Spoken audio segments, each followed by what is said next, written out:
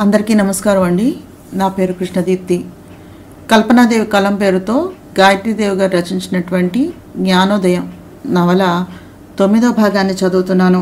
కృష్ణ చైతన్య సహకారంతోనే రాధికను చూడటానికి వచ్చాడు రాజేంద్ర ప్రసాద్. ఆమెను కోర్టుకి కృష్ణ చైతన్యను ఈడుద్దామని ఆమె సాక్ష్యం చెప్పినట్లయితే ఆమెలాగా మరికొందరు బలవకుండా ఉంటారని చెప్తే, రాధిక మాత్రం కృష్ణ చైతన్యను తనే వరించానని, తను ఇక్కడ చిన్న కోడలుగా పిలువబడుతున్నానని, కల్మషం ఏదైనా ఉంటే రాజేంద్ర ప్రసాద్లోనే ఉంది అని, ఆమెను అతనే పుల్లి విస్తరాకంటున్నాడని, కృష్ణ చైతన్య ఆమెను ప్రియురాలిగా స్వీకరించాడని చెప్పింది. అది విన్న కృష్ణ చైతన్య రాజేంద్ర ప్రసాద్ని అక్కడి నుంచి గెట్అవుట్ అని చెప్పేసి రాధికను తీసుకుని తమ గదిలోకి వెళ్ళిపోయాడు. నాకు నీ గురించి ఒక రహస్యం తెలుసు అని చెప్పాడు రాధికకి. రహస్యమా? ఏమిటది అంది అతని పరీక్షగా చూస్తూ రాధిక. కాలేజీలో కృష్ణ చైతన్య అంటే ఉండే భయం వల్ల అతన్ని సరిగ్గా చూసేది కాదు ఆమె. కృష్ణాపురం చేరాక సిగ్గు వల్ల చూసేది కాదు. ఈ 2 రాత్రుల సహచర్యంతో కృష్ణ చైతన్యను ఇప్పుడే చూడగలుగుతోంది. ఆ రహస్యం నీకు నేను చెప్పాలంటే నువ్వు నాకు ఏదైనా తాయిలం ఇవ్వాలి అన్నాడు. ఏం కావాలేమిటి అంది నవ్వుతూ. రాధిక తల వంచి చెవిలో రహస్యంగా చెప్పాడు. నువ్వు నాకు నగ్నంగా కనిపించాలి. ఆ రకంగా నిన్ను భోగించాలనే నా సరదాను తీర్చాలి. తీరుస్తావా అడిగాడు చిలిపిగా చూస్తూ.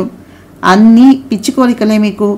ముందు ఆ రహస్యం చెప్పండి, తర్వాత మీ సరదాలన్నీ కొద్ది కొద్దిగా తీరుస్తాను ప్లీజ్ అంది గడ్డం పట్టుకుని బతిమలాడుతూ. మెచ్చాం. అయితే చెప్తున్నా, జాతకం విను. నిన్ను కన్న తల్లే కాదు, కన్న తండ్రి కూడా బతికే ఉన్నారు. ఆ ఇద్దరికీ నిన్ను తీసుకుని వచ్చి చూపిస్తానని నేను మాటిచ్చాను అన్నాడు కృష్ణ చైతన్య రహస్యాన్ని వెల్లడించేస్తున్నట్టుగా. ఏమిటి మీరనేది? నాకు కన్న తండ్రి కన్నతల్లా? నిజంగానే అంది దిగ్భ్రాంతిగా చూస్తూ. ఆమె మనస్సు సంజీవి ఇంట్లో ఇంటాయన చెప్పిన జోస్యం గుర్తుకొచ్చింది. నిజంగా నేను యథార్థమే చెప్తున్నాను రాధా. సుచిత్రాదేవి నీకు కన్న తల్లి. కన్న తల్లి మాత్రం సుదర్శనం కాదు, ధనుంజయ్. ఈ రహస్యం నాకు కూడా నిన్న రాత్రే తెలిసింది. నన్ను కన్న నా తల్లి పూజించే ఆ శ్రీకృష్ణ పరమాత్మ సాక్షిగా ఇది నిజం అన్నాడు రాధిక తల వంచి చేయి పట్టి కృష్ణ చైతన్య. ఇదంతా మీకెలా తెలిసిందండి అంది ఇంకా దిగ్భ్రమంగానే చూస్తూ. నిన్న మా లాయర్ ఫోన్ చేసి ఒకసారి పర్సనల్గా కలుసుకోమన్నారు. బయలుదేరుతూ ఉంటే సుచిత్రాదేవి కాల్ వచ్చింది. రాజేంద్ర ప్రసాద్ ఆవిడ ఎంత చెప్తున్నా వినకుండా రాధికను తీసుకుని వచ్చేస్తానంటున్నాడు. దాని జీవితం ఎక్కడ నాశనం అవుతుందోనని భయంగా ఉంది. ప్రాణాలన్నీ దాని మీద పెట్టుకుని బతుకుతూ ఉన్నాను కృష్ణ. నాకున్న ఆశారేఖ అది ఒక్కతే. నాకు అప్పుడే అనుమానం వచ్చింది, పెంచిన తల్లి లేదు ఈవిడ ధోరణి అని. కన్న తల్లిలానే ప్రేమిస్తోంది అనుకున్నాను. రాజేంద్ర ప్రసాద్ చాలామంది లాయర్లను కలిశాడట. అంతా నా పేరు వినగానే చేతులు ఎత్తేశారట. కృష్ణ చైతన్య నిర్బంధంలో నుంచి ఆ పిల్లను తీసుకుని వచ్చి ఆ పిల్ల చేత వాడిని కోర్టుకు ఇరిపిస్తాను అని శపథం చేస్తున్నాడట. లాయర్ గారు నాకు ఆ విషయాన్ని చెప్పి జాగ్రత్తగా ఉండమన్నారు. నేను నిర్లక్ష్యంగా నవ్వి వచ్చేస్తూ ఒకసారి ఎందుకైనా మంచిదని సుచిత్రాదేవిని కలిసి ధైర్యం చెప్పి రావాలని గుర్రపు కోచుని అటు తిప్పించాను. సరిగ్గా నేను ఆ ఇంటికి వెళ్లేసరికి రాత్రి 12 దాటింది. అంటే మీరు పనుందని 9ంటికే వెళ్ళిపోయింది. లాయర్ గారిని కలవాలనా అంది రాధిక ఆశ్చర్యంగా చూస్తూ. అవును అన్నట్టుగా తల ఊపి మళ్లీ మొదలుపెట్టాడు కృష్ణ చైతన్య. ఇంత రాత్రి వెళితే బాగుంటుందా అని ఆలోచిస్తూ సెంటర్లో గుర్రపు కోచుని ఆపించాను. వీధి దీపాల వెలుగులో నల్లని బూనీస్ కప్పుకుని ఒక వ్యక్తి ఒకడు మీ ఇంటి గేటు దగ్గరకు వెళ్ళాడు. బూర్కా సలాం చేసి గేటు తెరిచి ఆ ఆకారాన్ని లోనికి పంపించాడు. చలికాలం కాదు, ఉక్కబోస్తూ ఉండగా ముసుగు వేసుకున్న వ్యక్తి దొంగేమో అనుకుందామంటే గూర్ఖా గేట్ ఎందుకు తెరుస్తాడు? పేషెంట్ ఏమో అనుకుందామంటే మెయిన్ గేట్లోంచి ఎందుకని వస్తాడు అని నేను బైనాక్యులర్స్ని తీసుకుని చూడటం మొదలుపెట్టాను. ఆ వ్యక్తి కాలింగ్ బెల్ నొక్కాడు. నైటీలో ఉన్న సుచిత్రాదేవి లైట్ వేసి తలుపు తీస్తూనే ఆ వ్యక్తి చెయ్యి పట్టుకుని లోపలికి లాగి మళ్లీ తలుపులు వేసుకుంది. ఇక అతనెవరో తెలుసుకుని రావాలనే ఆసక్తితోటి నేను గుర్రపు కోచు దిగి వెళ్లి గోడను దూకి గూర్ఖాకు తెలియకుండా మొక్కల చాటు నుంచి వాటర్ పైప్ దగ్గరకు చేరుకుని దాని ఆసరాతో పైకి ఎక్కి కారిడార్లోకి దిగి లైటు వెలుగుతున్న గది కిటికీలో నుంచి లోపలికి చూశాను. లోపల మంచం మీద కూర్చుని ఏడుస్తున్నాడు. చేతుల్లో ముఖం దాచుకుని నల్లని ముసుగులో ఉన్నటువంటి వ్యక్తి. సుచిత్రాదేవి కింద నుంచి పైకి వచ్చింది అన్నం కంచంతోటి. ఆ కంచం టీపాయ్ మీద పెట్టి వెళ్ళి అతని పక్కన కూర్చుని ముసుగులాగి కుర్చీలో పడేసి భుజం మీద సాలువాతోటి ఆ మనిషి చేతులు తప్పించి కళ్ళు తుడిచి అన్నం తినిపించబోయింది. నేను ఇంత దూరం అర్ధరాత్రి వేళ వచ్చింది నువ్వు పెట్టే అన్నం కోసం కాదు, నా బిడ్డ కోసం. నేనెంత పాపాత్ముణ్ణి! పుట్టిన బిడ్డ ముఖం కూడా చూడటానికి కూడా నోచుకోనటువంటి దౌర్భాగ్యుణ్ణి. కనీసం నా చిట్టి తల్లిని పెళ్లిపీట మీదైనా కళ్ళారా చూడాలనే ఆశతోటి ఈ మొండి బతుకుని ఈడుస్తున్నాను. ఆ అదృష్టం కూడా నా ముఖాన లేకుండా చేసేశావు అన్నాడు నిష్ఠూరంగా. నేనేం చేయను జయ? ఆ కృష్ణ చైతన్య దాన్ని ఎత్తుకుపోతాడని కలనేమన్నా గన్నానా? అయినా ఇప్పుడు దానికి వచ్చిన లోటేముంది? అతను దాన్ని ప్రాణంలా చూసుకుంటున్నాడట. మనం పెళ్లి చేసి పంపిస్తే భర్తతో ఎంత సుఖంగా సంసారం చేసుకుంటుందో ఇప్పుడు అలానే వెళ్ళిందనుకో. అది అక్కడ బాగానే ఉంది. దాని మీద బెంగతో నువ్వేమైపోతావోనని భయపడి చస్తున్నాను నేను. నా మాట విని కాస్త ఈ మజ్జిగ అన్నమైనా తిను ప్లీజ్ అంది. ఆ కృష్ణ చైతన్య అంటే అది భయపడుతోంది అంటున్నావుగా అన్నాడు. అన్ని భయాలు శారీరకంగా దగ్గరయ్యేంతవరకే. ఆ తర్వాత ఒకరంటే ఒకరికి ధైర్యం, చనువు, చొరవ కలుగుతాయి కదా. నీ కూతుర్ని అతను బాగానే మచ్చిక చేసుకోగలరులే, భయపడద్దు. సంజీవి పోయినా కృష్ణ చైతన్య అనే బలమైన ఆధారం దానికి దొరికింది. ఈ రాజేంద్ర ప్రసాదే మధ్యలో నాకు తలనొప్పిగా మారిపోయాడు. అయినా పర్వాలేదులే, నేను కృష్ణ చైతన్యకు ఫోన్ చేశాను. అతన్ని ఎవ్వరూ ఏమీ చేయలేననే సంగతి మొన్న పోలీస్ స్టేషన్లోనే తెలుసుకున్నాను. వాళ్ళిద్దరూ తీయించుకున్న ఫోటో పంపించమని ఈసారి ఫోన్ చేసినప్పుడు అడిగి తెప్పిస్తానులే. నువ్వు మాత్రం ఆరోగ్యాన్ని పాడు చేసుకోకు. ఎలా ఉండేవాడివి, ఎలా అయిపోయావో తెలుసా అంది అన్నాన్ని తినిపిస్తూ అనునయంగా చెంపలు నిమురుతూ. ఈ మాటలతోనే నన్ను ఈ పరిస్థితికి తీసుకుని వచ్చి అసమర్థుని చేసి ఆడుకుంటున్నావు. ఇన్నాళ్ళు దానికి పెళ్లి కాదనే సాకుతోటి నా నోరు నొక్కి నా చేత అజ్ఞాతవాసాన్ని చేయించావు. ఇంకా ఎందుకు ఈ రహస్యాలు దాచటం? నేనోసారి ఆ కృష్ణ చైతన్యను కలిసి అతన్ని రాధని కళ్ళారా చూసొస్తాను అన్నాడాయన. తొందరపడకు జయ, మనకింకా కృష్ణ చైతన్యతోటి సరిగ్గా పరిచయమైనా లేదు. అతని వ్యక్తిత్వం ఎలాంటిదో తెలుసుకోకుండా మన రహస్యం అతనికి తెలిసిపోతే దానివల్ల రాధ బతుకు ఏమైపోతుందో ఏమిటో. పైగా ఈ రహస్యం నీ పెదవి దాటితే సుదర్శనానికి తెలిసిపోయి నా బతుకు నవ్వుల పాలైపోతుంది అంది సుచిత్రాదేవి. అవ్వని, నాకసంతా తీరిపోతుంది. కన్న బిడ్డను కన్న తండ్రిని కలవనివ్వకుండా చేసిన కఠినాత్పురాలివి. నాకు కావలసింది నా చిట్టితల్లి క్షేమం అంతే అన్నాడు కసిగా. నా ప్రమేయం లేకుండా నువ్వొక్కడివే కన్నావా నీ చిట్టితల్లిని? నన్ను వేరు చేసి మాట్లాడుతున్నావే అంది ఆయన మెడ చుట్టూ చేతులు వేసి అధరాలు కలపబోతూ. ఆగాగు, నీ ముద్దులో నన్ను ముంచెత్తి మతిభ్రష్టుని చేయక ఆగిపో అన్నాడతను. అదే ఆ కృష్ణ చైతన్య ఎలా ఉంటాడో చెప్పవా? అతన్ని నువ్వు చూసావు కదా, ఎలా మాట్లాడాడు? మంచి పొడగరి, భారీ పర్సనాలిటీ అన్నావు కదా. అసలే మన రాధిక సుకోమలంగా ఉంటుంది. అంత మనిషిని ఎలా భరిస్తోందంటావు అన్నాడు కుతూహలంగా. సుచిత్రాదేవి ఆయన ఒడిలో వాలి మంచం మీదకు లాగి గలగలా నవ్వుతూ, నీ దుడుకుతనాన్ని నేనెలా నా కడుపులో దాచుకున్నానో నీ కూతురు అలాగే అతనితో ఆ వేగానికి అలవాటు పడిపోతుందిలే అంది ఆయన్ని ఎక్కడెక్కడో చేతులు వేసి మీదకు లాక్కుంటూ. నీ ఈ ముద్దు మురిపాల కోసమనే నేను ఈ అజ్ఞాతంలో అనాథగా బతుకుతున్నాను. భార్యాబిడ్డలు ఉండి నాకు ఈ కర్మ ఇంకా ఎన్నాళ్ళు శుచి? కుక్కకి బిస్కెట్ ముక్క వేసినట్టు ఆడించినట్టు నన్ను ఆడిస్తున్నావు. నీ పొందు కోసమని నేను తెగించి ఏం చెయ్యలేని అసక్తుణ్ణి అయిపోయాను. ప్రపంచానికి వాడు మొగుడు, ప్రణయానికి నేను మొగుడుగా ఇంకా ఎన్నాళ్ళు సాగిస్తావి నాటకాలు అన్నాడు బుగ్గలు కొరుకుతూ. మనం తర్వాత తీరికగా మాట్లాడుకుందాం, ముందు పని కానివ్వు. నైట్ డ్యూటీ అయిపోతే ఆ శనిగడు కాస్త వచ్చేస్తాడు అని సుచిత్రాదేవి తొందర చేయటంతో వాళ్ళిద్దరూ రొమాన్స్లోనికి దిగిపోయారు. ఇంకా చూడటం భావ్యం కాదని నేను కిందకి దిగి వెళ్ళి గుర్రపు కోచ్లో కూర్చుని ఆయన కోసం నిరీక్షించాను. సరిగ్గా 2 అయ్యాక మళ్ళీ బూనీస్ని కప్పుకుని ఆయన వస్తూ కనిపించాడు. నేను గుర్రపు కోచ్ని ఆయన దగ్గరగా పోనిచ్చి, మావయ్య గారు రండి, నేను డ్రాప్ చేస్తాను అంటూ ఆయనకు చెయ్యి అందించాను. మీరు అంటూ నన్ను గుర్రపు కోచ్ని ఆయన విస్మయంగా చూశాడు. నా పేరు కృష్ణ చైతన్య, కృష్ణాపురం సంస్థానాధీశ్వరులు రాజా ఆనందభూపతి గారి ముద్దుల తనయుణ్ణి. ప్రస్తుతం మీ అల్లుణ్ణి నేనే. మీ అమ్మాయి రాధిక నా దగ్గర సుఖంగా క్షేమంగా భద్రంగా ఉంది. రండి వెళుతూ మాట్లాడుకుందాం అంటూ ఆయన చెయ్యి పట్టుకుని పైకి ఎక్కించి నా ఎదురుగా కూర్చోపెట్టి లైట్ వేసి కోచు పోనేమన్నాను. ఆయన నన్ను దిగ్భ్రమగా చూస్తున్నారు. ఆ కళ్ళల్లో ఇతను నా కూతురికి భర్త, ఇతనైనా దాన్ని ఎత్తుకుపోయింది అనే ఆశ్చర్యం కొట్టొచ్చినట్టుగా కనిపించింది. మీరెక్కడకు వెళ్ళాలి అన్నాను సంభాషణను ప్రారంభిస్తూ. మీకు నేను ఎలా తెలుసండి అన్నాడు ఆయన. ఇంతకు ముందు తెలీదు, ఇప్పుడే జస్ట్ 2 గంటల క్రితం తెలుసుకున్నాను. ఎలా? అది మీరు అడగకూడదు, నేను చెప్తే బాగుండదు అన్నాను నవ్వుతూ. చిత్రంగా ఉంది. సుచిత్ర ఎవరో తెలుసా అని అడిగారు ఆయన. డాక్టర్ సుచిత్రాదేవి రాధికను కన్న తల్లి, మీరు రాధికను కన్న తండ్రి. ఇంతవరకు తెలుసు. ఈ సంగతి కూడా ఈవేళ తెలుసుకున్నాను అన్నాను. అయితే మీకు ఈ రహస్యం తెలిసిపోయినట్టు సుచికి ప్రస్తుతానికి తెలియదు. మిమ్మల్ని చూడాలని మాట్లాడాలని, నా కూతురికి తగిన వ్యక్తి అవునో కాదో తెలుసుకోవాలని ఆశపడే నా మనసులోని కోరిక ఇంత త్వరగా ఇంత సునాయాసంగా తీరుతుందని నేను కలలో కూడా అనుకోలేదు.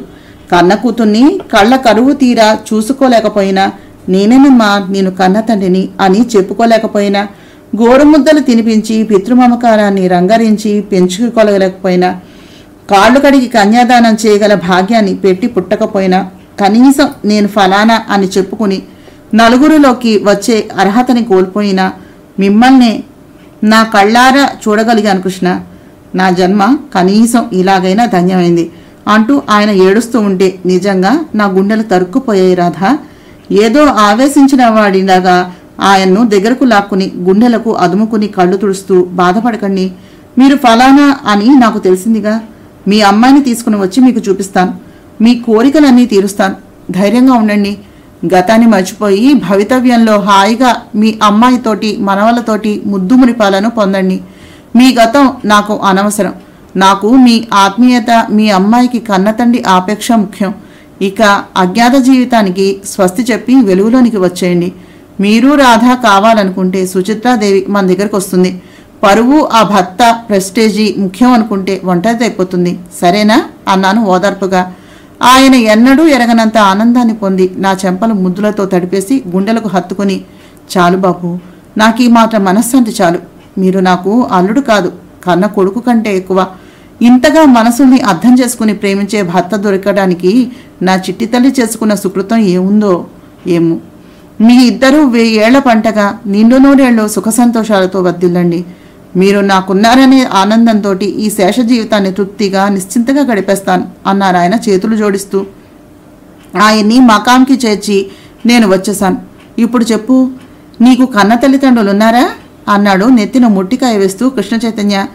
ఇంకా కోలుకోలేనంత సంభ్రమంతో చూస్తూ ఉన్న రాధికను భుజాలు పట్టి కుదిపి, సాయంత్రం నేను వచ్చేసరికి నువ్వు సిద్ధంగా ఉండు, సరేనా అనేసి లేచాడు. రెండోసారి కృష్ణ చైతన్యతోటి గుర్రపు కోచ్లో బయలుదేరిన రాధిక మూగపోయింది.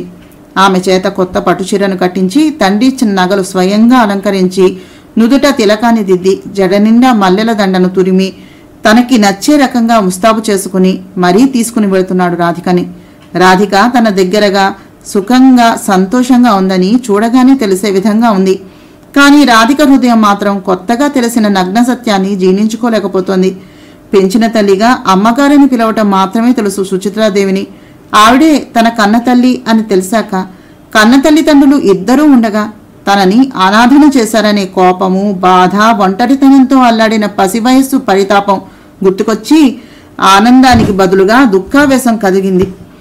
ఇంతలో తండ్రి పొరపాటేం లేదని కృష్ణ చైతన్య మాటల ద్వారా గ్రహించింది. అసలు కీలకం అంతా సుచిత్రాదేవిలోనే ఉన్నట్టుగా అనిపించాక ఆవిడను చూడాలని మాట్లాడాలనే కోరిక కాస్త నశించిపోయింది. ఆ సంగతి చెప్పి నా కృష్ణ చైతన్య వింటాడని తోచక మౌనాన్ని వహించింది. మనస్సు మాత్రం మండిపోతోంది. ఆమె ఆలోచనలతోటి సంబంధం లేని గుర్రపు కోచ్ వెళ్లి సుచిత్రాదేవి ఇంటి మెయిన్ డోర్ దగ్గర ఆగిపోయింది. గూర్ఖ గేటు తెరిచి శాల్యూట్ చేశాడు. వాడికి సుచిత్రాదేవి ఆదేశం అప్పటికే అందింది. ఆ రోజు ఉదయం గుర్రపు కోచ్ కనుక ఇంటికి వచ్చినట్లయితే మర్యాదగా లోపలికి పంపించమని, సాయంత్రం రాధికను తీసుకుని వస్తున్నట్టు సుచిత్రాదేవికి ఫోన్ చేశాడు కృష్ణ చైతన్య. అందుకని ఘనమైన స్వాగతం ఏర్పాటైంది. ఆడంబరం లేకుండా సుచిత్రాదేవి సుదర్శనాలు వచ్చి కృష్ణ చైతన్యకు నమస్కరించారు. సుచిత్రాదేవికి నమస్కరించి సుదర్శనాన్ని విష్ చేసి తను దిగి రాధికను దింపాడు కృష్ణ చైతన్య. సుచిత్రాదేవి రాధికను గాఢంగా గుండెలకు హత్తుకుని 2 బుగ్గలు ముద్దాడింది. రాధిక మాత్రం ముభావంగా ఉండిపోయింది. అది గ్రహించిన సుచిత్రాదేవికి ఆమె ఎందుకలా ఉండిపోయిందో అర్థం కాలేదు. లోపలికి తీసుకుని వెళుతూ, నిన్నెప్పుడు చూస్తానా అని ఉదయం నుంచి తప్పించిపోతున్నాను రాధి. నువ్వెలా ఉన్నావే? ఏమైందమ్మా అంది ఆప్యాయంగా. ఇంకెలా ఉండాలి? కొత్త కొత్త సంగతులు తెలిసి నమ్మలేని మతిభ్రష్టురాల్ని చేసేసాయి నన్ను. కృష్ణలా అందరినీ అర్థం చేసుకునే ఔదార్యం నాకు లేదుగా అంది గంభీరంగా. ఆ మాట వినగానే ఆవిడ ముఖం కాస్త చిన్నబోయింది. టేక్ ఇట్ ఈజీ అత్తయ్య గారు. రాధకి తల్లి అయితే గాని మీ బాధ అర్థం కాదులేండి. తన మాటలు పట్టించుకోకండి. ఈ వరలక్ష్మి వ్రతం ముందుగా మీ ఇంట్లోనే చేసుకోవాలట. అందుకని మీ ఇంటికే తీసుకుని వచ్చాను. ఇదంతా నాన్నగారు చెప్పారు. మీరు మీ అమ్మాయితో హాయిగా సమయాన్ని గడపండి. నేను వెళ్తాను అంటూ లేచాడు. అదేమిటి కృష్ణ, అప్పుడే వెళ్ళిపోతున్నారు? ఈ రాత్రి మా ఆతిథ్యాన్ని స్వీకరించకుండా వెళ్ళిపోతారా అంది నిరుత్సాహంగా చూస్తూ సుచిత్రాదేవి. నేనెక్కడికి వెళ్తానండి బాబు. ఇక రాధిక లేకుండా క్షణం కూడా బతకలేని దుర్బలుడు ఈ కృష్ణ చైతన్య. నేను వెళ్లేది షాపింగ్ కోసమని. రేపు వ్రతానికి కావలసినవన్నీ తెప్పిస్తాను. రేపు మధ్యాహ్నం మీ అమ్మాయిని తీసుకునే వెళ్తాను అన్నాడు చిరునవ్వులు చిందిస్తూ కృష్ణ చైతన్య. అతను వెళ్ళాక సుదర్శనాన్ని కూడా బజారుకి వెళ్ళి మన్నాడు వ్రతానికి కావలసినవన్నీ తీసుకున్నామని తెలివిగా పంపించేసిన సుచిత్రాదేవి రాధిక గదిలోకి వచ్చింది. రాధిక గదిలో కిటికీ దగ్గర నిలబడి ఉండిపోయింది. వెనుక వైపు పొందికైన చీరకట్టులో నడుమున వడ్డాణంతో సాక్షాత్తు లక్ష్మీదేవిలా ఉంది. కూతురు అదృష్టానికి మురిసిపోవాలో, ఆమెలో స్పష్టంగా కనిపిస్తున్నటువంటి విముఖత్వానికి చిందించాలో అర్థం కాలేదావిడకి. ఆ ఏకాంతాన్ని సద్వినియోగం చేసుకోకపోతే మళ్లీ సుదర్శనం కృష్ణ చైతన్య వచ్చేస్తారు. రాధికను తీసుకుని వెళ్ళిపోతాడేమో అనే భయంతో ఆమె దగ్గరగా వెళ్ళి చేతులు పట్టుకుని తీసుకుని వచ్చి మంచం మీద కూర్చోబెట్టి, రాధా, ఇందాక ఏమిటి కొత్త సంగతులేవో తెలిసాయంటున్నావు? ఏమిటవి? దయచేసి చెప్పమ్మా. నీ మనస్సులో హఠాత్తుగా నా పట్ల కలిగిన ఈ అయిష్టానికి కారణం ఏమిటో నాకు తెలియాలిగా. లేకపోతే నాకు పిచ్చెత్తిపోయేలా ఉంది. నీకు కొత్తగా తెలిసిన సంగతులేమిటి? నా తల్లివి కదూ, నాతో చెప్పమ్మా. ఇంకా నా దగ్గర ఏమీ దాచద్దు. నేను దేన్నైనా భరించగలను కానీ నీ ఆగ్రహాన్ని మాట భరించలేనమ్మా. ఈ ప్రపంచంలో నాకున్నది ఇద్దరే. ఆ ఇద్దరిలో ఏ ఒక్కరు దూరమైనా నా బతుకు దుర్భరమైపోతుందమ్మా అంది కళ్ళల్లో తిరిగే నీళ్లతో సుచిత్రాదేవి. మీరు ఇన్నాళ్ళు డాక్టర్ సుచిత్రాదేవిగా నన్ను పెంచిన తల్లిగా తెలుసు. కానీ ఈవేళ మీరే నన్ను కన్న తల్లి అనే సత్యం తెలిసింది అంది రాధిక. రాధా, సుచిత్రాదేవి ఒక్క క్షణం స్తబ్దుగా మారిపోయింది. కన్న తల్లి తండ్రి ఉండగా నన్నెందుకు అనాథగా పెంచారు? నాకెందుకు ఆ మమకారము ఆపేక్ష తెలియకుండా చేశారు?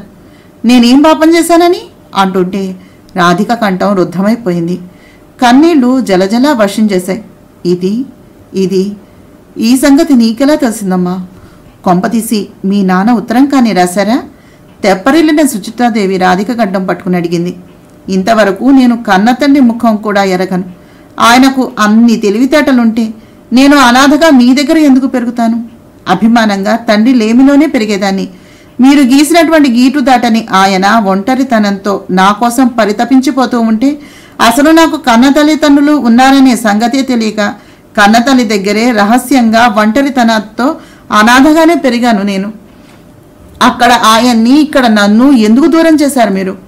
మమ్మల్ని ఇంత క్షోభ పెట్టడానికి మేము మీకు చేసినటువంటి అపకారం ఏమిటి?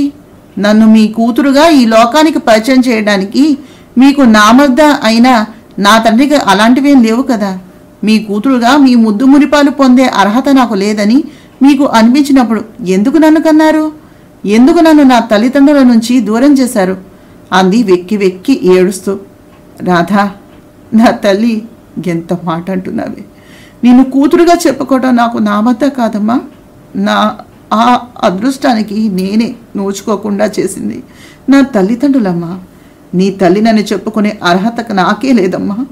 నేను సాలెగూడలో చిక్కిపోయిన ఈగలాగా ఈ సంగతులు లోపల దాచుకోలేక బయటకు చెప్పుకోలేక నాలో నేను ఎంత కుమిలిపోతున్నానో నీకేం తెలుస్తుంది?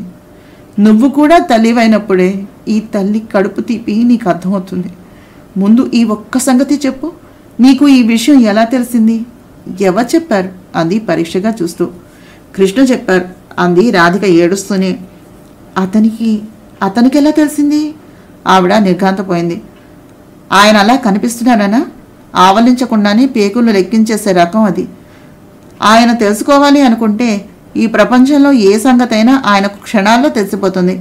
మిమ్మల్ని అర్థం చేసుకున్నారు కనుకని నా పుట్టింటికి మళ్ళీ నన్ను తీసుకుని వచ్చారు. ముఖ్యంగా నన్ను మా నాన్నగారికి చూపిస్తానని మాట ఇచ్చారట అంది. మీ నాన్న కృష్ణకెప్పుడు కనిపించాడు? మామ అల్లుళ్ళు నా ప్రమేయం లేకుండానే పరిచయం అయిపోయారా? అంది ఆవిడ కాస్త ఈర్ష్యగానే. కృష్ణ తనంతట తనే మా నాన్నగారిని గుర్తించి తను ఫలానా అని పరిచయం చేసుకున్నారట అంది రాధిక అంత దుఃఖంలోనూ ఆవిడ ఈర్ష్యకు నవ్వొస్తూ ఉండగా. అదే ఎలా సంభవమా అని అంది ఆవిడ ఆలోచిస్తూ. తెలిసిన ఆవిడ సిగ్గుపడిపోతుందేమోనని రాధిక తెలియనట్టే ఉండిపోయింది. చెప్పు, అతనేమన్నాడు?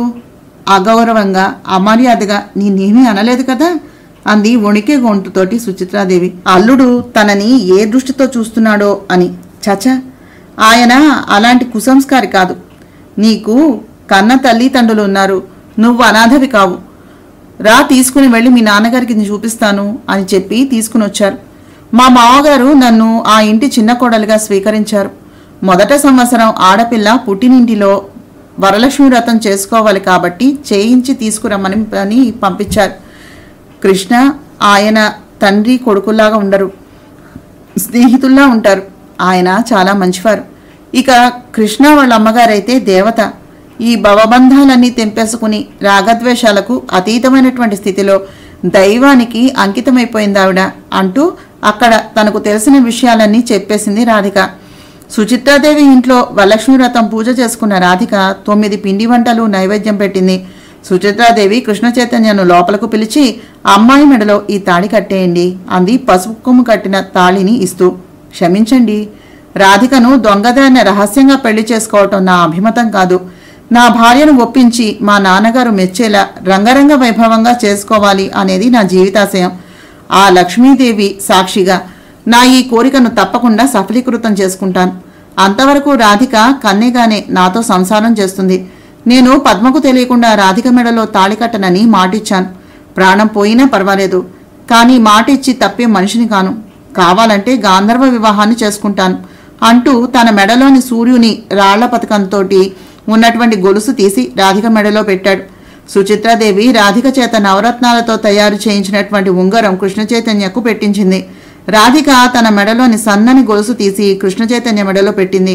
అది అతని మెడకి కంఠహారంలాగా అమరి అతని ముఖం మరింత ముగ్ధ మనోహరంగా కనిపించొస్తుంది. రాధిక చేతికి తోరం కట్టి తను తీసుకువచ్చినటువంటి చీర, రవ్వల సెట్టు, హారము ఇచ్చాడు కృష్ణ చైతన్య. సుచిత్రాదేవి తను రాధిక కోసం చేయించిన నగలు, చీర ఇచ్చింది. అందుకుని ఆవిడ కాళ్లకు నమస్కరించి పక్కన పెట్టేసింది. అక్కడ రాధాంబికాదేవి అంతఃపురంలో కృష్ణ చైతన్య చేయించిన 25 రకాల నగలు సెట్లు ఉండగా ఆనందభూపతి ఇచ్చిన 7 వారాల నగలు కాక కృష్ణ చైతన్య ఆ వ్రతానికి తెచ్చిన నగల కన్నా కృష్ణ చైతన్య తాళిబొట్టుగా తన మెడలో పెట్టిన గొలుసు చూసి మురిసిపోయింది రాధిక. ఆ గొలుసుని తనకిమ్మని పద్మ చాలాసార్లు అడిగినా ఇవ్వని కృష్ణ చైతన్య అది రాధికకు తీసి ఇచ్చేశాడు. తన 1 కోటి రూపాయల ఆస్తిని తన తదనంతరం రాధ పేరు మీద రాయించి ఉంచినటువంటి విల్లు కాగితాలను భోజనాలయ్యాక రాధిక చేతిలో పెట్టింది సుచిత్రాదేవి. సుదర్శనం ఆవదం తాగినట్టుగా ముఖాన్ని పెట్టాడు, ఏమాత్రం ఇష్టం లేనట్టు. ఆ కాగితాలు ఫలానా అని తెలియగానే చూడను కూడా చూడని రాధిక కృష్ణ చైతన్యను చూపించకుండానే పర్రను చింపేసింది. సుచిత్రాదేవి నివ్వెరపోయింది. సుదర్శనం ముఖం ఏమో ఆనందంతో విప్పారింది. కృష్ణ చైతన్య క్లాప్స్ కొడుతూ hats off Radhika, hats off to you అని అభినందించాడు చిరునవ్వులు చిందిస్తూ. క్షమించండి అమ్మగారు, నేను మీ నుంచి కానీ కృష్ణ నుంచి కానీ సంపదని ఏనాడు ఆశించలేదు, ఆశించబోను కూడా. నాకు కావాల్సింది మీ నుంచి ఆప్యాయత, వారి నుంచి అనురాగం. ఈ ప్రపంచంలో నేను అనాథను కాను. నాకు అంతా ఉన్నారనే ఆనందం, తృప్తి, సుఖ సంతోషాలు ఇవ్వలేని ఐశ్వర్యం నేనెప్పుడు కోరుకోనమ్మా అంది స్పష్టంగా రాధిక. పసుపు కుంకుమలతోటి పట్టుచీరను బొట్టు పెట్టి ఇస్తూ, నా తృప్తి కోసం ఈ కన్య ఆభరణాలైనా తీసుకోరాధా. నీకు కన్యాదాన సమయంలో వీటిలో అలంకరించి కన్యాదానం చేయాలి అనుకున్నాను. అంది సుచిత్రాదేవి కన్నీళ్లతో. రాధిక ఏదో అనబోతూ ఉండగా కల్పించుకున్న కృష్ణ చైతన్య, మాకు అంత అదృష్టం అంటూ కలిగితే అప్పుడు తప్పకుండా తీసుకుంటుంది. ఇప్పుడు మీ దగ్గరే ఉంచండి అని ఆవిడ చేతుల్లో పెట్టేసి లేచాడు.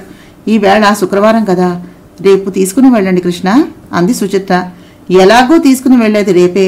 ఈ రాత్రి అక్కడ నిద్ర చేస్తుంది అంతే అన్నాడు మెరిసే కళ్ళతో కొంటెగా నవ్వుతూ కృష్ణ చైతన్య. ఆ నవ్వు చూడగానే సుచిత్రాదేవికి కాస్త అర్థమైపోయింది.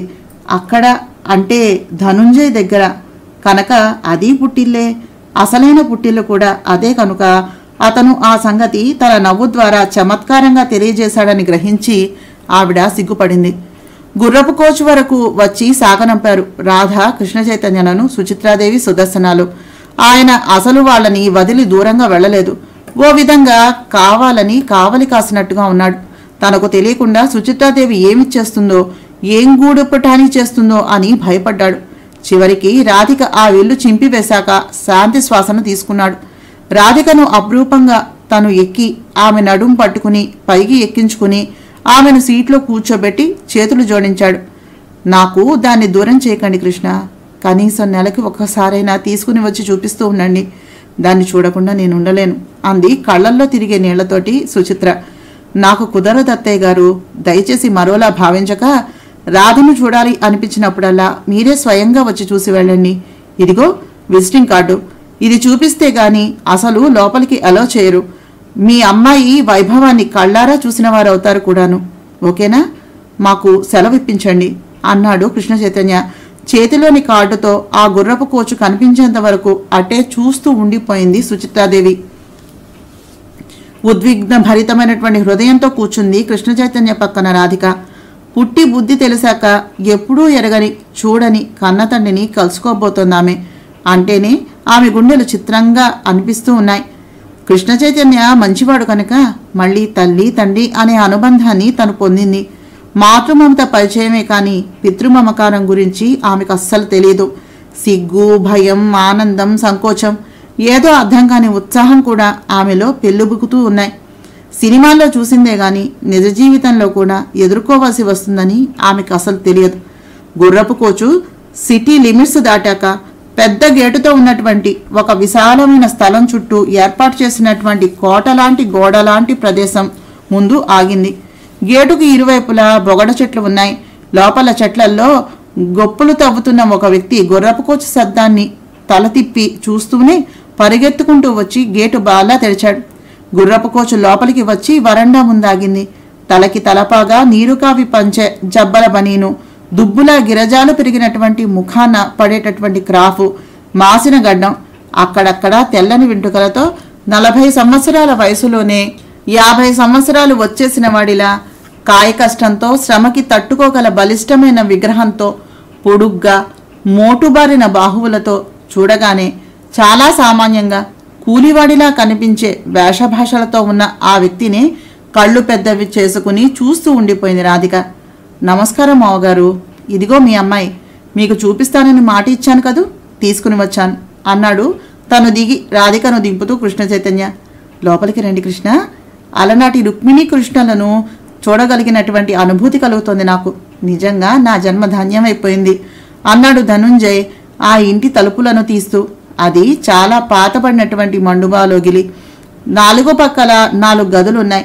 మధ్యగా మండువా గోడకు ఎత్తి ఉన్నటువంటి పట్టి మంచాన్ని వాల్చి దుప్పటి పరిచి కూర్చోండి, ఇప్పుడే వస్తాను అనేసి వెళ్ళిపోయాడు త్వరగా. రాధిక, కృష్ణ చైతన్యాలు కూర్చున్నారు ఆ మంచం మీద. గోడలను సుచిత్రాదేవి తోటి ధనుంజయ్ తీయించుకున్నటువంటి ఫోటోలున్నాయి. ఒకదానిలో సుచిత్రాదేవి 2 జడలతో 18 ఏళ్ల పాలనీరు గులాబీలాగా ఉంది. ఇంకో దాంతో నిమ్మకాయలు నిలబెట్టేంత పెద్ద బుంగమీసాలతో ఉన్న వ్యక్తి కుడి పక్కన సుచిత్రాదేవి. ఎడమ పక్క ఒంటి నిండా నగలు దిగేసుకున్న గజలక్ష్మిలా ఉన్న ఇంకో ఆవిడ ఉంది. ఆ ఇద్దరి పోలికలు సుచిత్రాదేవిలో ఉండడం వల్ల వాళ్ళిద్దరూ ఆవిడ తల్లిదండ్రులు అనే విషయం అర్థమైంది. ఇంకో దానిలో స్ఫురద్రూపంతో వెలిగిపోయే 23 ఏళ్ల యువకుడిలా ఉన్న ధనుంజయ్. ఇంకో దానిలో కళ్యాణ వేషధారణలో చేతులు పట్టుకుని మెడలో కర్పూర దండలతో సుచిత్ర, ధనుంజయులున్నారు. ఆ ఫోటోను వదిలి రాలేదు ఆ ఇద్దరి కళ్ళు. అందులోనూ సుచిత్రాదేవి అందంగా ఉందో ధనుంజయ్ అందంగా ఉన్నాడో చెప్పడం చాలా కష్టం. ఇద్దరూ పోటీ పడుతున్నంత అందంగా ముగ్ధ మనోహరంగా ఉన్నారు.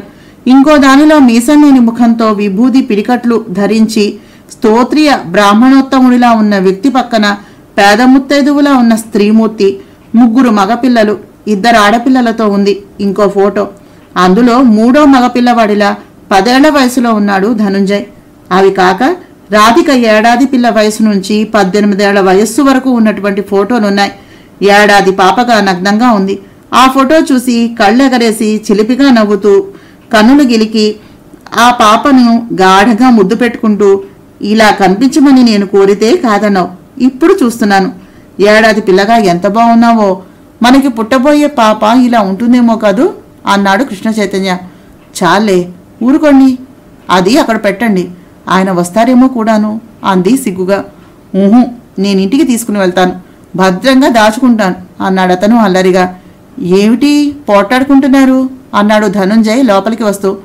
ఏమీ లేదు మావయ్య గారు, రాధ నగ్నంగా ఉన్న ఈ ఫోటో నాకు నచ్చింది, దీన్ని ఇంటికి తీసుకుని వెళ్తానంటే వద్దంటోంది అన్నాడు ఫిర్యాదు చేస్తున్నట్టుగా.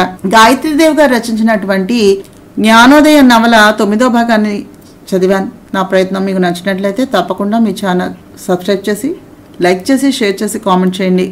తప్పకుండా మా 2 ఛానల్స్ని ఫాలో అవ్వండి. నమస్తే. అందరికీ నమస్కారం అండి. నా పేరు కృష్ణదీప్తి. మీకు అందరికీ మా ఛానల్కి స్వాగతం. కల్పనాదేవి కలం పేరుతోటి గాయత్రీదేవి గారు రచించినటువంటి జ్ఞానోదయ నవల 11వ భాగాన్ని చదువుతున్నాను. అయితే కథలోకి వెళ్ళబోయే ముందు మీకు అందరికీ చిన్న విజ్ఞాపన, రిక్వెస్ట్. ఈ కథలన్నీనండి పేపర్ మీద పైలట్ ఇంక్ పెన్, మన చిన్నప్పుడు కాకుండా ఇంకా బాగా పూర్వం ఉండేటటువంటి పెన్ తోటి రాసినటువంటి కథలండి ఇవన్నీ. ఒక రకంగా తడిసిపోయి బాగా పాడైపోయిన కాగితాలతోటి నేను చదివి మీకు అందరికీ వినిపిస్తున్నా. అయితే ఇంత కష్టపడి నా శైలి వేరు, మా పెద్దమ్మగారి శైలి వేరు, రిపేర్ అయిపోయిన వాటిని అన్నింటినీ మళ్ళీ సరిచేసి మీ ముందు నేను రిప్రజెంట్ చేస్తున్నాను. ప్లీజ్ సబ్స్క్రైబ్ చేసి, కొంచెం ఎక్కువ లైక్ చేసి, కొంచెం బాగా కామెంట్ చేస్తే నాకు కూడా బాగా చదవాలనిపిస్తుంది కదా. నా కథలు చదవడం వేరు, ఆవిడ కథలను చదవడం వేరు కదా. So please try to subscribe, like and share. Okay, thank you very much అండి. ఇక కథలోకి వెళతాం. ఏమిటి ఇద్దరూ కలిపి పోటాడుకుంటున్నారు అడిగాడు ధనుంజయ్ అక్కడికి వస్తూ. రాధ సిగ్గుగాను, కృష్ణ చైతన్య ఏమీ లేదు మావయ్య, రాధ నగ్నంగా ఉన్న ఈ ఫోటో నాకు బాగా నచ్చింది, దీనిని ఇంటికి తీసుకుని వెళ్తానంటే వద్దంటోంది అన్నాడు ఫిర్యాదు చేస్తున్నట్టుగా.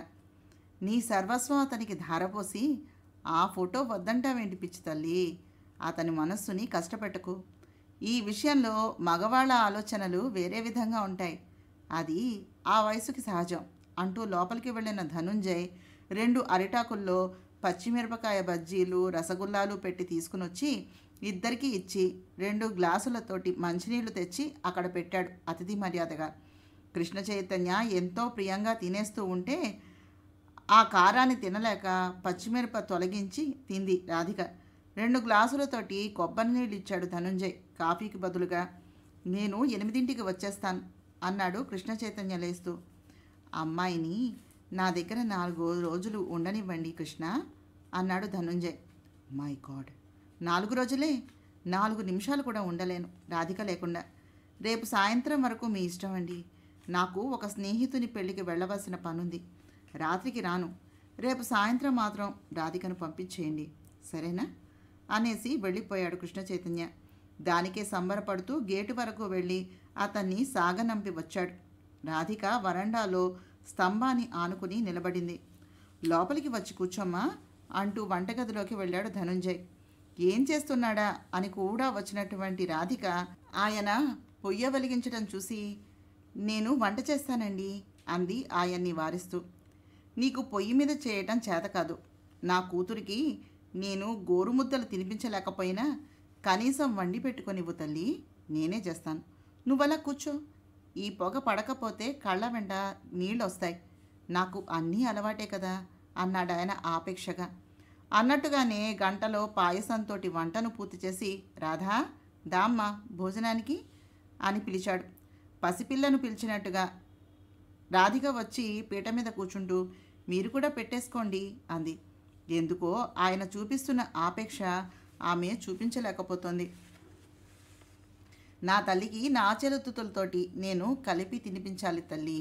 రా, కన్న తండ్రి దగ్గర సంకోచం ఎందుకమ్మా, నా బంగారు తల్లి కదూ, ఇలా రా. ఆయన చేతులు చాపి పిలవటంతో వెళ్ళి పీట మీద కూర్చుంది. బీరకాయ ఉల్లికారంతో చేసిన కూర నేతితో కలిపి నోటిలో పెట్టాడు. మొహమాటంగా అందుకు తిన్న రాధికకు ఆ కూర అన్నం ఎంతో టేస్ట్గా అనిపించడంతో ఎంతో ఇష్టంగా తినేస్తూ, ఇంత ఆపేక్షను ఇన్నాళ్ళు ఎలా దాచుకున్నారు నాన్న, నన్నెందుకు అనాథలాగా పెంచారు అంది కళ్ళల్లో తిరిగే నీళ్లతోటి రాధిక మనస్సులో దాచుకోలేక. ముందు భోజనం చెయ్యి తల్లి, ఆ తర్వాత అన్నీ తీరిగ్గా మాట్లాడుకుందాం. ఆ కథ విన్నాక మనస్సు పాడైపోతుంది. ఎంత వాళ్ళనైనా ప్రారంధం అనేది ఎప్పుడో ఒకప్పుడు జీవితంలో ప్రవేశించి చిందరవందర చేస్తుంది. ఆ ఆఘాతానికి తట్టుకుని నిలబడగల గుండె ధైర్యం ఉన్నవాళ్ళు మళ్ళీ సుఖశాంతులను అనుభవిస్తారు. లేనివాళ్ళు దాని బలీయమైన వేగానికి బలైపోతుంటారమ్మా అన్నాడు ఆయన వ్యక్తిగా నవ్వుతూ. కూర, సాంబారు, గడ్డ పెరుగుతోటి అమృతపాణి అరటిపళ్లతో కడుపు నిండా తృప్తిగా భోజనం చేసిన రాధికకు ఒక్కపొడి ఇచ్చి తను భోజనం చేశాడు ధనుంజయ్, కూతుర్ని కళ్ళారా చూసుకోగలిగిన ఆనందంతో. తరువాత మండువాలోనే మంచం మీద పక్క వేసి తను మడత మంచం మీద వాల్చుకుని కూర్చుంటూ, రాధా, నీ ప్రశ్నలకు సమాధానాలు మా కథలోనే లభిస్తాయి. అంటే నాకు మీ అమ్మకి నీకు సంబంధించినటువంటి గతం శ్రద్ధగా విని మమ్మల్ని అర్థం చేసుకుని మనస్ఫూర్తిగా క్షమించాలమ్మా నువ్వు అంటూ గతంలోకి ప్రవేశించాడు. అతి పేద కుటుంబం మాది. మా నాన్నగారు చాలా కష్టపడి సంపాదించేవారు. మా తాతగారు 10 మంది పిల్లల్ని కన్నారు. 6 ఆడపిల్లలు, 4 మగపిల్లలు. 5 ఎకరాల ఆస్తి, ఇల్లు ఉండేవి. పౌరహిత్యం చేసుకుంటూ 4 అమ్మాయిలకు పెళ్లి చేశారు. మా నాన్నగారు మా తాతగారికి అందరికీ ఆఖరణ పుట్టి పెరిగారు. మా నానమ్మ నాన్నగారిని ఎంతో ముద్దుగా పెంచుకునేదట. పెద్దబ్బాయి కూడా పౌరహిత్యం నేర్చుకుని గుడిలో అర్చకత్వం చేశాడు. మా తాతగారికి పెద్దమ్మాయి పుట్టు చెవిటు అంధురాలు కూడాను. రెండో కొడుకు పోలియో వచ్చి మంచాన పడ్డాడు. మూడోవాడిని దత్తతకు పంపించేశారు. మా నాన్నగారు స్కూల్ ఫైనల్ పాస్ అయ్యారు 15 ఏళ్లకి. రాయిలా తిరిగి సంపాదించే తాతగారికి పక్షవాతం వచ్చి 10 రోజులు ఉండి పోయారాయన. దాంతో మా పెదనాన్నగారి భుజస్కంధాల మీద పడిపోయింది మా ఇంటి బాధ్యత అంతా. నాన్నగారిని చదువు మానిపించి ఆ ఊళ్ళోనే గొప్ప భూస్వామి వీరనాయుడు గారి ఇంట్లో వడ్డీ లెక్కలు రాయటానికి కుదిర్చారు. తను మేనమామ కూతుర్ని పెళ్లి చేసుకున్నాడు. ఆ మహాతల్లి అత్తింటికి వచ్చి కాపురం చేయక మొగుణ్ణే అక్కడికి వచ్చేయమని ప్రాణం విసిగించేసేదట. అయినా తల్లిని, చెల్లెళ్లను, తమ్ముళ్లను వదిలి వెళ్ళలేక భార్యని ప్రసన్నం చేసుకోవడానికి నానా తంటాలు పడి చివరికి ఆవిడ ఉరి వేసుకుంటున్నట్టుగా నాటకం ఆడటంతో భయపడిపోయి అత్తారింటికి వెళ్ళిపోయారు. దాంతో కుటుంబ బాధ్యత అంతా నాన్నగారి మీద పడిపోయింది. 16 ఏళ్ళు రాకుండానే ఆ ఇంటికి పెద్దరికం వహించి తాతగారు మిగిల్చినటువంటి 5 కుంచాల చెక్క సాగు చేసుకుంటూ నెలకి 50 రూపాయలు పద్దులు రాసి సంపాదిస్తూ 70 ఏళ్ల క్రితం నాన్నగారు కష్టాలు కాచి వడబోశారు. పైసా కూడబెట్టి 25 ఏళ్ళు వచ్చాక ఆఖరి అప్పగారికి పెళ్లి చేసి పంపించారు. పెద్దావిడ అంధురాలు కనుక ఇంట్లోనే ఉండేది. గిన్నెలు తోమటం, బట్టలు ఉతకటం, నీళ్లు తోడటం, కూరలు తరగటం వగైరా పనులు చేస్తూ సాయపడేది. నాన్నగారికి 25 ఏళ్ళు వచ్చేసరికి రెండో ఆవిడ తన కూతురు రుక్మిణిని ఇచ్చి నాన్నగారికి పెళ్లి చేసింది. నాన్నగారి పేరు గోపాలం. తాతగారిని అవధానులు గారు అని పిలిచేవారు. నాన్నగారిని గోపాలావధాని అనేవారు. పెదనాన్నగారు పోలియో వల్ల మంచంలోనే తల్లి చేత సేవలు చేయించుకుంటూ ఉండేవారు. పెదనాన్నగారు భార్యకి దాసోహమని ఇల్లరికం వెళ్ళిపోవటంతో మా నాన్నగారు మా అమ్మ కూడా అలాగే పెంకితనం సాగిస్తుందేమో అనే భయంతో హడలగొట్టేసేవారు. మా అమ్మ మేనమామను పెళ్లి చేసుకున్న గజగజలాడిపోతూనే కాపురం చేసేదట. 3 ఆడపిల్లలు, 2 మగపిల్లలు పుట్టారు మా నాన్నగారికి. 5 కుంచాల చెక్క అమ్మితే గాని మా నాన్న అక్కలిద్దరికీ పెళ్ళిళ్ళు చేయలేకపోయారు. ఇంకా చెల్లాయి ఒక్కతే ఉంది. మా అన్నయ్య వీరభద్రం చదువు అప్పక నాయుడు గారి మిల్లులోనే పనిచేసేవాడు. నాకు చదువు చెప్పించే స్తోమత లేక నువ్వు కూడా ఎక్కడైనా పనిచేసి 4 రాళ్లు సంపాదించమని నాన్నగారు కేకలేస్తూ ఉండేవారు. అయినా సరే నేను డిగ్రీ చేయాలనే ఆశతోటి ప్రైవేట్లు చెప్పుకుని వారాలు చేసి ఎంతో కష్టం మీద బిఏని పాస్ అయ్యాను. ఈలోగా నాకు పిల్లనిస్తామని చాలామంది వచ్చేవారు. నాన్నగారు పెద్దవాడికి పెళ్లి కాందే చిన్నవాడికి చేయను అని చెప్పడంతో తిరిగి వెళ్ళిపోయేవారు. మా ఆఖరు అత్తయ్య కూతుర్నిచ్చి పెళ్లి చేసింది అన్నయ్యకి. ఆవిడ ఒక్కతే కూతురు కావటం వల్ల అన్నయ్యను వారానికోసారి అక్కడకు రప్పించుకునేది. కూతుర్ని కాపురానికి పంపించలేదు. ఈలోగా పోలియోతో బాధపడే పెదనాన్న కాస్త పోయాడు. కలరా వచ్చి పెద్దత్తయ్య కూడా పోయింది. ఇక మా ఫ్యామిలీలో నాయనమ్మ పెద్ద దిక్కు. ఆవిడ సపోర్ట్ వల్లే నేను చదువుకోగలిగాను. భార్య కోసం మా అన్నయ్య కూడా అత్తవారింటికి వెళ్ళిపోయాడు. నేను ఉద్యోగం కోసమని తిరుగుతూ ఉన్నాను. నాకు పెళ్లి చేసి ఆ వచ్చే కట్నంతో చెల్లాయికి పెళ్లి చేయాలి అనేది నాన్నగారి ఆలోచన. ఆ విషయం నాకు తెలుసు. ఆయన ఆశలన్నీ నా మీదే ఉన్నాయి. ఆ రోజుల్లో పెద్ద చదువు చదివిన వాడిని, అందులో బ్రాహ్మణులలో నేనొక్కడనే. నాకు 10,000 కట్నం ఇమ్మనేవారు నాన్నగారు. 10 లక్షలు అడిగినంతగా భయపడి వచ్చినటువంటి సంబంధాలన్నీ కూడా వెనక్కి వెళ్ళిపోయేవి. అప్పట్లో పెళ్లి పట్ల నాకు ఎలాంటి ఆశలు కోరికలు ఉండేవి కావు. ఎక్కడా ఉద్యోగం దొరకక వచ్చిన ఉద్యోగాలు విశాఖపట్నంలోనూ హైదరాబాదులోనూ రావటంతో మా నానమ్మ కూడా ఆ పోస్టింగ్ ఆర్డర్స్ని నాకు తెలియకుండా చింపేసేవారు. నేను దూరంగా వెళ్ళిపోతే అడ్డమైన ప్రేమ వ్యవహారాలను పడి కుటుంబాన్ని గంగలో ముంచేస్తానని ఆ ఇద్దరికీ భయం. ఆ భయమే నిజం చేసేసాను నేను చివరికి అంటూ నిట్టూర్చాడు ధనుంజయ్. ఏమైంది నాన్న, సరిగా చెప్పండి అంది రాధిక కుతూహలంగా.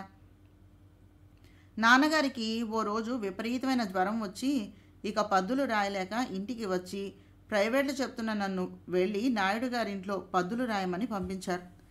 నాయుడు గారు మంచి రసికులు. ఆ ఊళ్ళో ఆయన మాటకు అడ్డు లేదు, వేదవాక్కని చెప్పాలి. సర్పంచిగా ఆ గ్రామాన్ని ఏలేసేవాడు. వడ్డీలకు డబ్బులిచ్చి పేదసాదలను ఆదుకునేవాడు. ఆయనకి విజయవాడలో రైసు మిల్లు, బట్టల కొట్టు, సినిమా థియేటర్ ఉండేవి. మా నాన్న వడ్డీ లెక్కలే చూసుకునేవారు. నేను ఆయన స్థానంలోనికి వెళ్ళి ఆ లెక్కలే కాక ఆయన బిజినెస్లకి సంబంధించినటువంటి వ్యవహారాలన్నీ కూడా చూసుకునేవాడిని. దాంతో ఆయన నన్ను సెక్రటరీగా ప్రమోషన్ ఇచ్చి జీతం 200 చేశారు. మా నాన్నగారికి 100 ఇచ్చేవారు.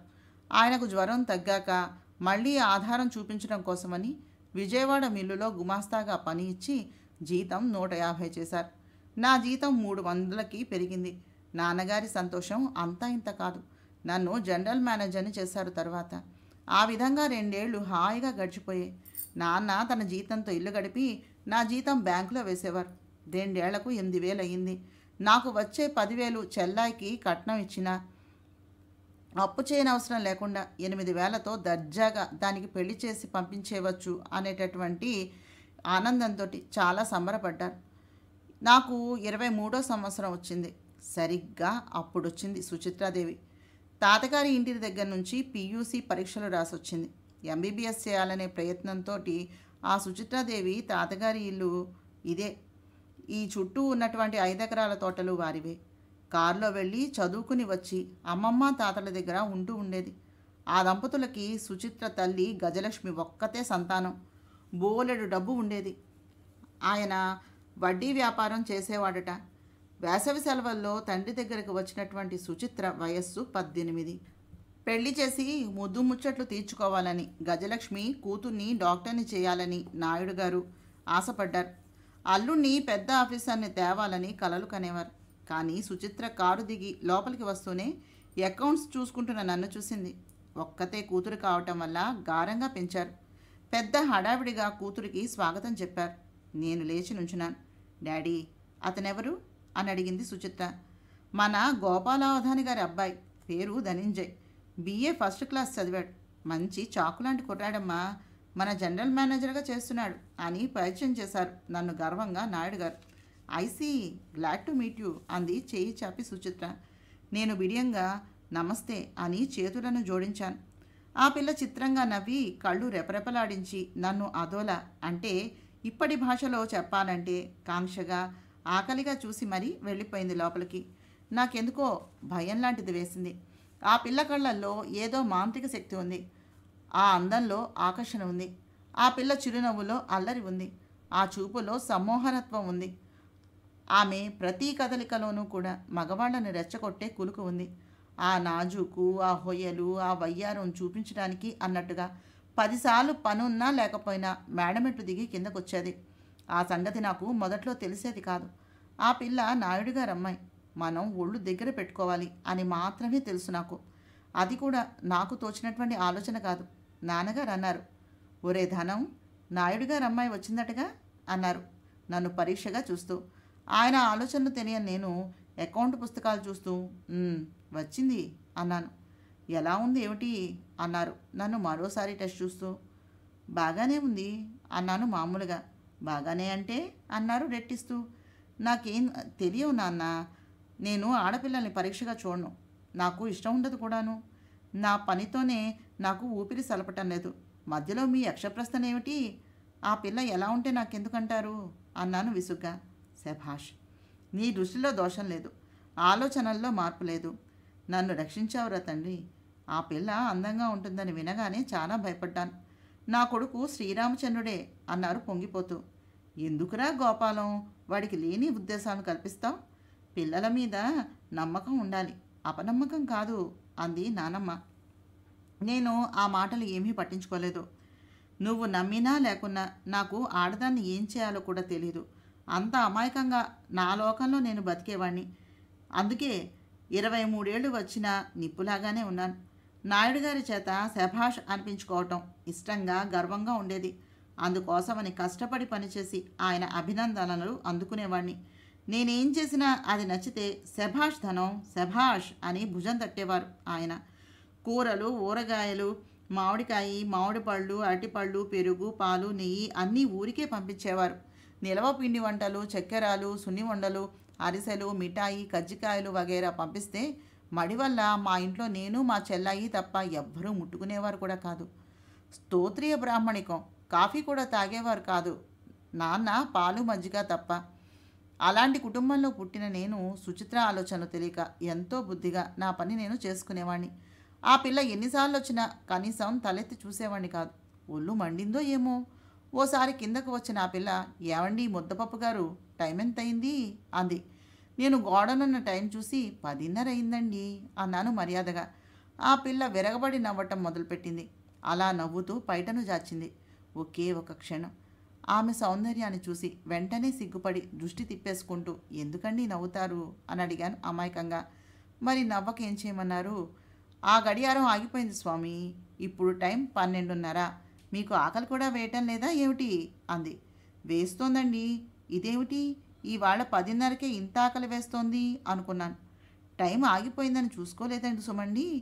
నేను భోంచేసి వస్తాను, మీ నాన్నగారితో చెప్పండి అనేసి అన్నీ సర్దుకుని వచ్చేస్తుంటే, ఏమండోయ్ ముద్దపప్పు గారు, మీ చెట్టునున్న దోర మగ్గినటువంటి జాంపండు తెచ్చిపెట్టండి, నాకు చాలా ఇష్టం అంది గుమ్మం దగ్గర కూడా వస్తూ. ముద్దపప్ప? నా పేరు ధనుంజయ్ అంటారండి. ఈ ముద్దపప్పు పేరేమిటండి అన్నాను ఆశ్చర్యంగా సైకిల్ ఎక్కుతూ. మీలాంటి మనుషులని మా కాలేజీలో అలాగే అంటారండి దద్దోజనం గారు అంది వయ్యారంగా నిలబడి చిరునవ్వులు చిందిస్తూ సుచిత్ర. నేను సిగ్గుపడి అక్కడి నుంచి పారిపోయినట్టుగానే వెళ్ళిపోయాను. భోజనం చేసి వెళ్ళగానే జావకాయ తెచ్చారా అంది. అయ్యయ్యో మర్చిపోయానండి, రేపు తెస్తాను అన్నాను సారీ చెబుతూ. అదేమీ వీలేదు, నాకు ఇప్పుడే తినాలనుంది. మా దొడ్లో చెట్టెక్కి కొయ్యండి, మీరు మర్చిపోయినందుకు శిక్ష అది అంది పంతం పడుతూ. ఈలోగా కిందకి దగ్గి వచ్చినటువంటి నాయుడు గారు, ఏమిటమ్మా అది అన్నారు. చూడండి నాన్న, మీ ముద్దపప్పు అంటూ అంతా చెప్పేసింది. అది సరే కానీ ఈ ముద్దపప్పు పేరేమిటమ్మా అన్నారు ఆయన. సుచిత్ర చెప్పింది విన్నాసంగా ఉల్లాసంగా నవ్వి, పాలికప్పు వచ్చాక కోయిస్తానులేమ్మా అన్నారు. అదేమీ వీలేదు, ఇతనే కోయాలి నాన్నగారు అంది సుచిత్ర పంతంగా. సరే కోసి పెట్టవయ్యా మహానుభావ, దానికి వాళ్ళ తాత బాగా గారాన్ని నేర్పాడు. అంది అంటే అయిపోవాలి. ఏం పిల్లో ఏమిటో, దాని కోపాన్ని తెప్పించుకో అని నాకు బుద్ధులు చెప్పారు. చచ్చినట్టుగా గోడ మించి చెట్టునెక్కి ఆమె చెప్పిన కాయలను కోసి ఇచ్చి దిగేసరికి నా ప్యాంటు షర్టు కూడా చిరిగిపోయాయి. సారీ మిస్టర్ జయ, నా మూలంగా మీ బట్టలు చినిగిపోయాయి, నేను కొనిచ్చేస్తానులేండి అంది సుచిత్ర నా దగ్గర వచ్చి చేతులు పట్టుకుని అడుగుతూ.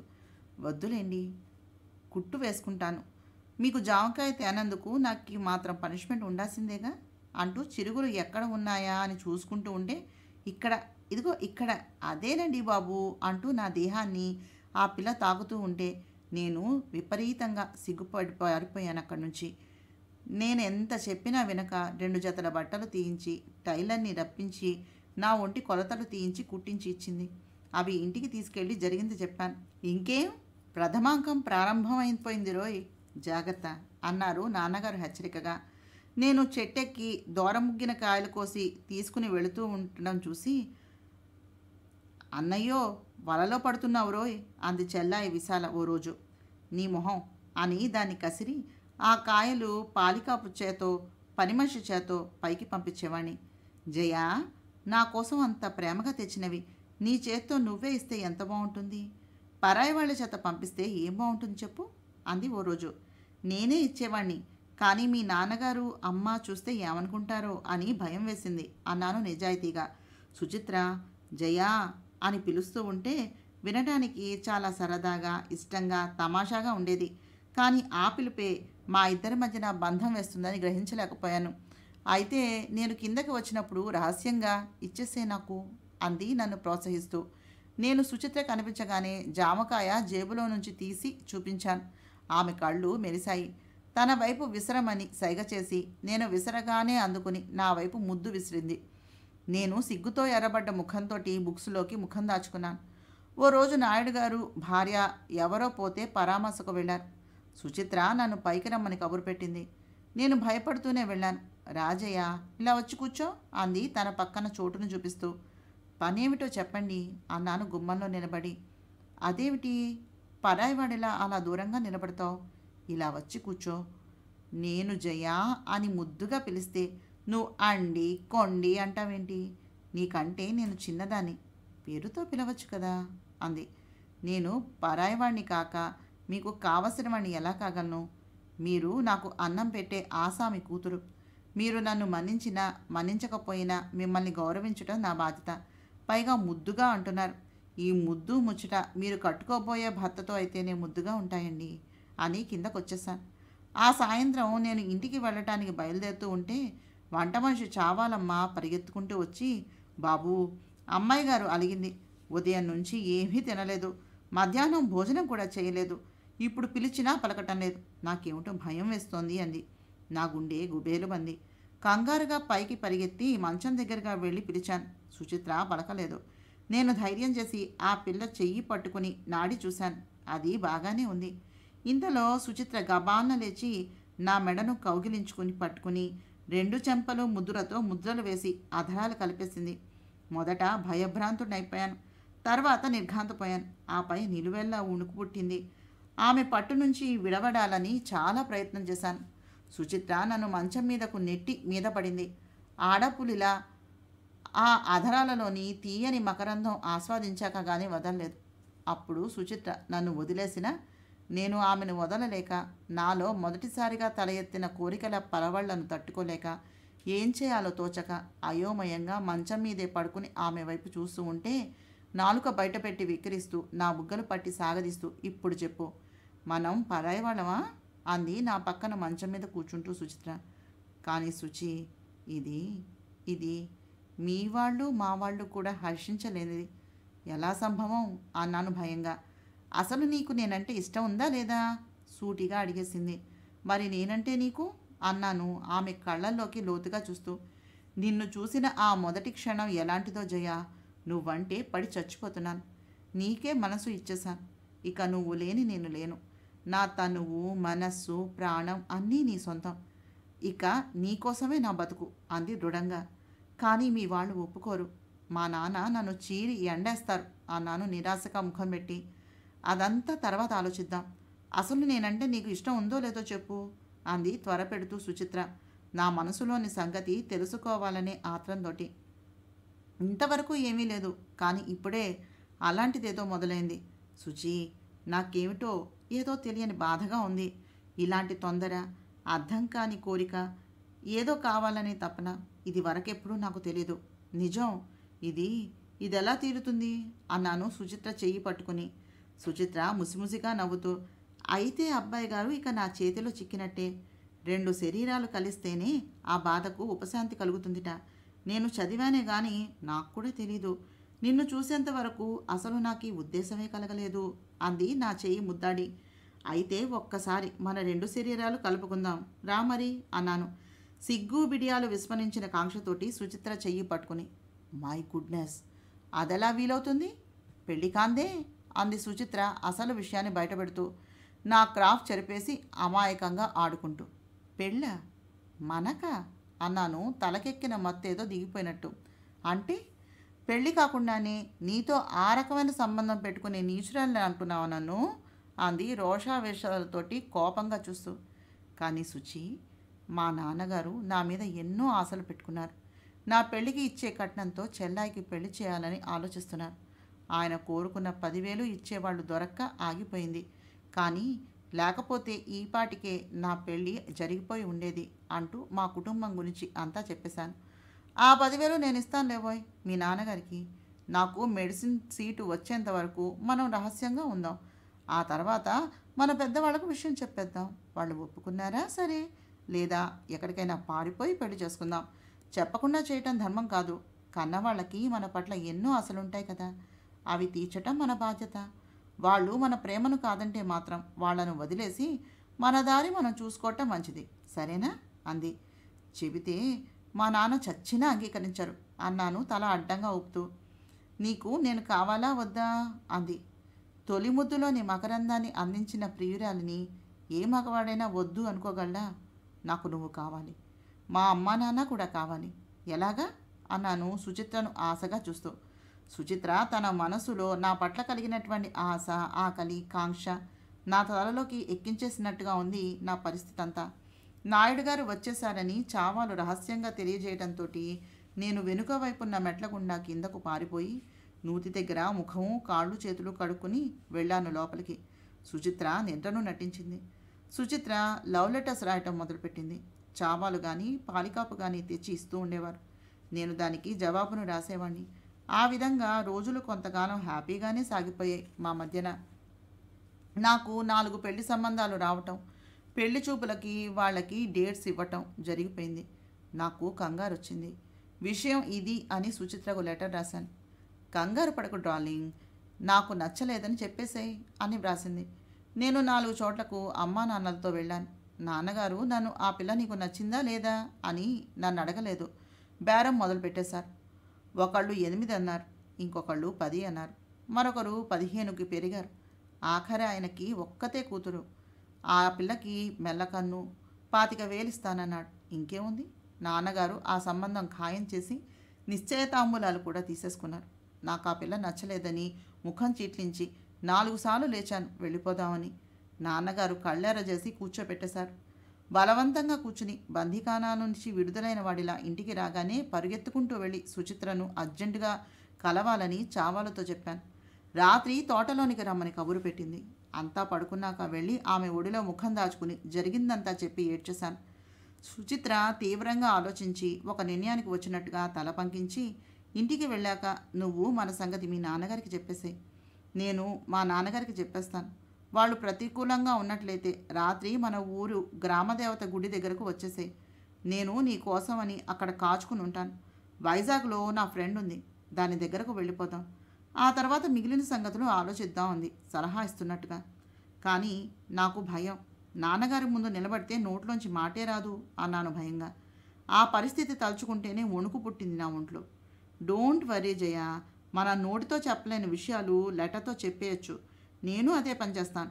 పరిణామం ఏదైనా మౌనంగా నిగ్రహంగా ఎదుర్కొందాం. వాళ్ళు మన మాట విని మన రూట్లోకి రాకపోతే వాళ్ళ కోసం మన బతుకులు బలి చేసుకోకుండా ఎటైనా వెళ్ళిపోదాం. బట్ ఈ సంగతి మాత్రం నీ పెదవి దాటి బయటకు రాకూడదు, ఓకే? ఇంకా వెళ్ళు. బై పెళ్లి చూపులకు వెళ్ళావు కదా, ఆ పిల్లలు ఎలా ఉన్నారేమిటి అంది చిలిపిగా నన్ను ఏడిపించడానికి ప్రయత్నం చేస్తూ. రాజును చూసిన కళ్ళ మొగుడిని చూస్తే మొత్తుకోబుద్ధి పుడుతుందట. నిన్ను చూసిన నా కళ్ళకి ఇక ఈ ప్రపంచంలో ఏ సుందరాంగి ఆనదు. పరాయి ఆడది మా అమ్మతో సమానం నాకు. అలాంటప్పుడు పాడు ఆలోచనలు ఎలా వస్తాయి అన్నాను ఆగ్రహంగా. సారీ జయ, నిన్నేదో టెస్ట్ చేయాలని అలా అన్నాను అంటూ నవ్వేసింది. అనుకున్నట్టుగానే ఇద్దరం లెటర్స్ రాసి మా తండ్రులకు ఇచ్చాం. సుచిత్ర వాళ్ళ నాన్నగారు 4 చివాట్లు మాత్రమే వేశారట. మా నాన్న నన్ను ఆ చెంప ఈ చెంప వాయించేసి అర్జెంటుగా పెళ్లి ముహూర్తాన్ని పెట్టించేశారు. రాత్రి వరకు మౌనంగా బుద్ధిగా ఉండి అర్ధరాత్రి వేళ నావి అనుకునే సామాన్లు, ఫోటోలు, రికార్డు, బట్టలతో పెట్టే సర్దుకుని నేను సుచిత్రతోటి వెళ్ళిపోతున్నట్టుగా లెటర్ రాసి నాన్నగారి దిండు కింద అమ్మా నాన్నలకు నమస్కరించి పెట్టేసి, సుచిత్ర మా నాన్నకి ఇమ్మని ఇచ్చినటువంటి 10,000 మా నాన్నగారి బీరువాలో పెట్టి గప్చుప్గా లేచి వచ్చేశాను గుడి దగ్గరికి. సుచిత్ర అక్కడ నా కోసమని ఆత్రంగా ఎదురుచూస్తోంది. ఇద్దరం చేతులు కలుపుకుని 3 కిలోమీటర్ల దూరం నడిచి విజయవాడలో ట్రైన్ ఎక్కేశాం. సింహాచలం నరసింహస్వామి గారి దేవస్థానంలో దైవసాక్షిగా భార్యాభర్తలమయ్యాం. ఆ కళ్యాణ వేషధారణ ఫోటో తీయించుకుని వైజాగ్ సుచిత్ర ఫ్రెండ్ నిర్మల ఇంటికి వెళ్ళాం. మా అదృష్టం బాగుండి వాళ్ళ తల్లిదండ్రులు పెళ్లికి వెళ్ళారు. బామ్మ ఉంది కానీ చెవుడు, ఏమీ పట్టించుకోదు. జపం చేసుకుంటూ కూర్చుంటుంది. నిర్మల మమ్మల్ని ఆదరించి అన్నం పెట్టి ఆ రాత్రి మా మొదటి రాత్రిగా వాళ్ళ ఇంట్లోనే గదిని అందంగా అలంకరించి సుచిత్రకు పాల గ్లాస్ ఇచ్చి లోపలికి పంపింది. మాకు తల్లిలా తెల్లని చీరలో తలనిండా పూలతోటి మల్లెలు పరిమళాలతోటి నన్ను ముంచేస్తూ అప్సరసలా నా జీవితంలో శృంగార దేవతలా అడుగుపెట్టింది సుచిత్ర. అవే నా జీవితంలో నాకు మిగిలినటువంటి మధుర స్మృతులుగా మారాయి రాధ అంటూ ఉంటే ఆయన కంఠం రుద్ధమైపోయింది. నాన్నగారు అంది రాధిక ఆయన చేతులు పట్టుకుని ఒడిలోనికి తీసుకుంటూ. రాధ ఒడిలో ముఖం దాచుకుని 10 నిమిషాలు నిశ్శబ్దంగా ఉండిపోయిన ధనుంజయ్ భారమైన నిట్టూర్పులతో కంఠంలోని వ్యధ గరళంలాగా మింగేసి మళ్ళీ చెప్పటం మొదలుపెట్టాడు. కల్పనాదేవి కలం పేరుతోటి గాయత్రీదేవి గారు రచించినటువంటి జ్ఞానోదయం నవలను చదువుతున్నాను. నా ప్రయత్నం మీకు నచ్చినట్లయితే తప్పకుండా మా ఛానల్ సబ్స్క్రైబ్ చేసి షేర్ చేసి లైక్ చేసి కామెంట్ చేయండి. నమస్తే.